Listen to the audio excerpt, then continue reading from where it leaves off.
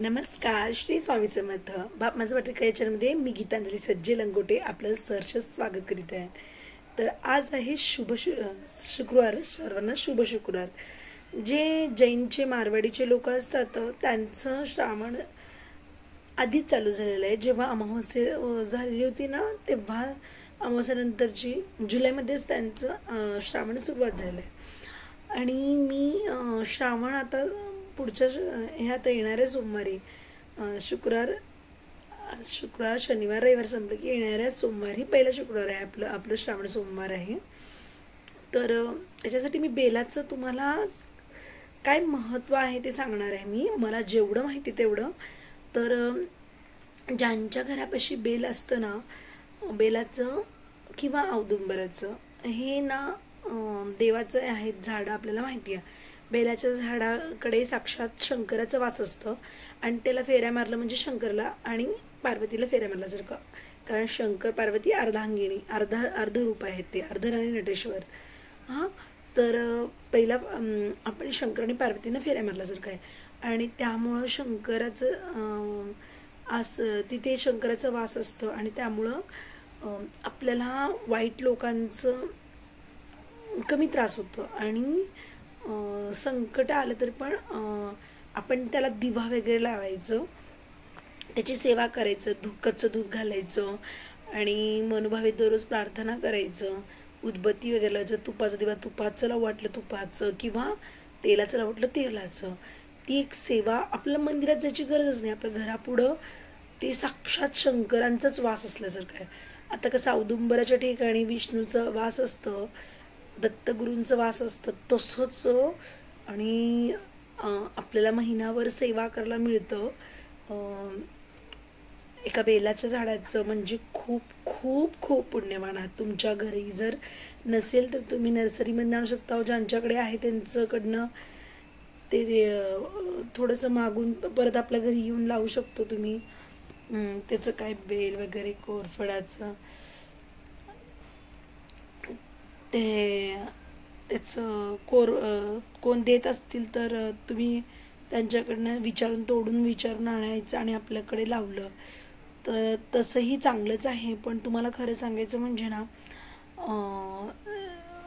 जेव्हा आपण एखाद्या व्यक्तीच्या घरापुढनं आपण बेल तोडून घेतो, कोण काय म्हणणार नसेल तर तरी ना आपण ते शंकरला वाहिलं आपण मंदिरात जाऊन, पण ते बेलाचं झाड जे लावले त्याची काळजी घेतो, जोपासना करतो तो बेलाला, तर त्यालाच पुण्य जातं. तर आपलं स्वतःचं असलं तर त्याचा फायदा आपल्याला नक्कीच होईल, एवढंच सांगायचं होतं. आणि दुसरी गोष्ट म्हणजे ना, तर काही व्यक्ती तिथे ज्यांच्या घराजवळ असं त्यांना किंमत नसतं, असं प्रकार घडलेला आहे. औदुंबराचं असो किंवा कुठलंही तुम्ही देवाचं झाड असतं तर त्याला त्याचं महत्त्व दिलं पाहिजे. तिथं तसं वातावरण ठेवलं पाहिजे आजूबाजूचं. तर तुम्ही त्या झाडाखाली बसून तुम्ही केस विंचरत आहात, डोक्यातली घाण काढत आहात, तर तुम्ही खूपच देवालाच तुम्ही ना खूपच एक घाण वाटावण्यासारखं तुम्ही कृत्य करत आहात. तर डोक्यातले वा वगैरे घाण काढत होते, असं दृश्य पाहिलेली आहे. तर त्यामुळं काय होतं ना, तुमच्याकडे नेगेटिव्हिटी खेचली जाते आणि तुम्ही स्वतःहून संकटाला बोलावून घेता. मला सांगा, देवघर एक स्पेशल तुमचं असेल तर तिथे बसून तुम्ही केस विंचराल का? तिथे बसून तुम्ही वा काढचाल का? छोटंसं देवघर असेल की अशी पवित्र ठेवतात, घरामध्ये पडदे वगैरे लावतात आणि त्या भागी जेव्हा चालत नसते 4 दिवस MC आलेली असती, तेव्हा MC वेळेस तुम्ही काय म्हणता त्याला, तर तिकडे जाऊन देत नाहीत किंवा बाजूला बसवतात. अजूनसुद्धा सासवा लोक बाजूला बसवतात. किंवा सुनेची परडी असेल तर तीही नवऱ्याला स्वयंपाक करायला लावते. तर घरात कसं तुम्ही पवित्र ठेवण्याचा प्रयत्न करता आणि दारापुढं असेल तर शेजारच्यांचं असेल तर तिथे जाऊन बसतात, काय म्हणणार नाहीत, पण तुम्ही एकदा म्हणतील, दोनदा म्हणतील, तुम्ही नाही ऐकलं तर त्यांनी जाऊ दे म्हणतील, त्यांचं पाप त्यांचं कर्म त्यांच्याकडे, त्यांचं पुण्य पाप त्यांच्याकडेच असं म्हणते. तर हे मला जे दिसलं, जाणवलं, जे चुकीचं आहे, आणि मी जर स्वतः चूक करत असेल, त्या झाडाखाली बसून मी करत असेल काहीतरी, तर मी दुसऱ्यांना सांगू शकत नाही. तर स्वतः करायचं स्वतः वाईट वागायचं आणि दुसऱ्याला सांगायचं, तर आपल्याला ते तर तसं पटत नाही. आणि तुम्हाला जर व्हिडिओ आवडत असेल तर एक लाईक, शेअर, सबस्क्राईब करायला विसरत जाऊ नका. आणि सबस्क्राईब केल्यानंतर बेल घंटी दाबले ना, तर पहिल्यांदा तुमच्याकडे नोटिफिकेशन येईल. मला प्लीज सपोर्ट करत जावा, एक लाईक करत जावा आणि स्वामी सेवेकरी वाढवत जावा. म्हणजे तुम्ही एक सबस्क्राईब केल्याने तुमच्या हातून एक पुण्यच घडतं. त्यामुळं चॅनलला सबस्क्राईब करा आणि कमेंटमध्ये कुठल्या तुम्हाला देवाचं नाव आवडतं आहे. हर हर महादेव, शिव हर शंकर, नमामि शंकर, शिवशंकर शंभो, हे गिरिजापती भवानी शंकर, शिवशंकर शंभो. तर या नामस्मरणात आपण सगळेजण राहूया.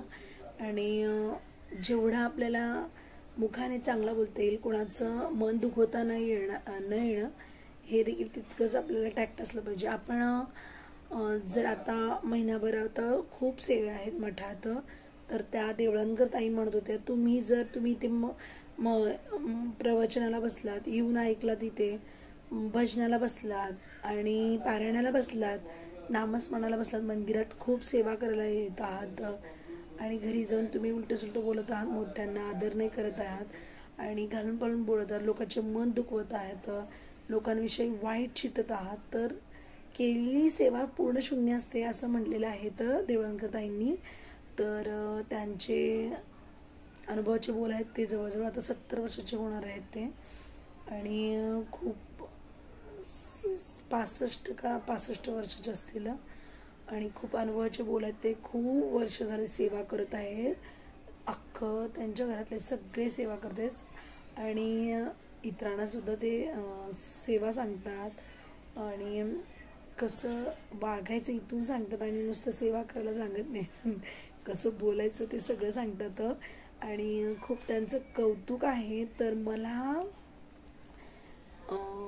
आपल्याला त्या काळात आपल्याला खूप त्रास होतो मान्य आहे, पण तोंडावर ताबा ठेवायला सांगितले त्यांनी. तोंडात साखर आणि डोक्यावर मिठाचा कडा ठेवायला सांगितले ताईंनी. तोंडात साखर, डोक्यावर मिठाचा कडा.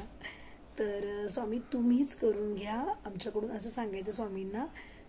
तर ठीक आहे, जाता जाता एक सांगते, जर शुक्रवार आज रात्री 12च्या नंतर तुम्हाला कधी वेळ मिळेल रात्रीसुद्धा, तर तुम्ही दुर्गा सप्तशती वाचू शकता. किंवा उद्याचा पण दिवस आहे तुमच्याकडे, रविवारचा पण दिवस आहे. काल अष्टमीला ज्यांना झालं नाही त्यांना आज शुक्रवार सेवा करायला सांगितले ताई, तुम्ही उद्यासुद्धा करू शकता शनिवार. तर जेवढे सेवा कराल इथून कमीच आहे. आणि सगळ्यांना खूप खूप शुभेच्छा येणाऱ्या श्रावणाच्या. तर रविवार देखील अमावस्या आहे आणि प्लीज एक लाईक करायला विसरू नका. श्री स्वामी समर्थ आम्हाला चांगले विद्यार्थी आमच्याकडे पूर्ण सेवा करून घ्या. आम्हाला सुखी, समाधानी, आरोग्याचं पण चांगलं तुमच्या नामस्मरणात ठेवा. श्री स्वामी समर्थ.